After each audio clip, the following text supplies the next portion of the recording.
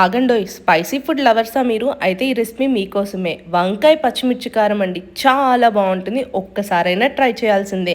ముందుగా దీనికోసము లావుటవాటి వంకాయలు కాకుండా ఇలా పొడవాటి వంకాయలు అంటే మా సైడ్ నేతి వంకాయలు అంటారు. ఇలాంటి వంకాయల్ని తీసుకొని మనం గుత్తి వంకాయకి ఎలా అయితే ఘాట్లు పెట్టుకుంటామో అలాగా పొడవుగా చీలికలుగా చేసుకొని ఒక కడాయినైతే ప్లేస్ చేసుకోవాలి.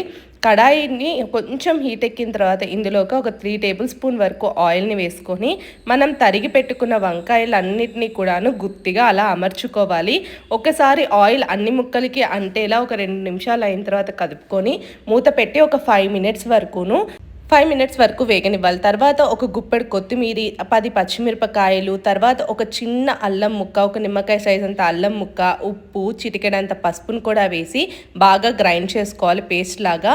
ఈ పేస్ట్ని వంకాయ కాస్త ఉడికిన తర్వాత అంటే మరీ మెత్తపడిపోకుండా ఒక 80% ఉడికిన తర్వాత ఈ పేస్ట్ని కూడా ఇందులోకి ట్రాన్స్ఫర్ చేసుకొని మళ్ళీ కలుపుకొని మూత పెట్టి ఒక 2 నిమిషాలు మగ్గించుకుంటే ఆ పచ్చివాసన అంతా పోతుంది కొత్తిమీరది.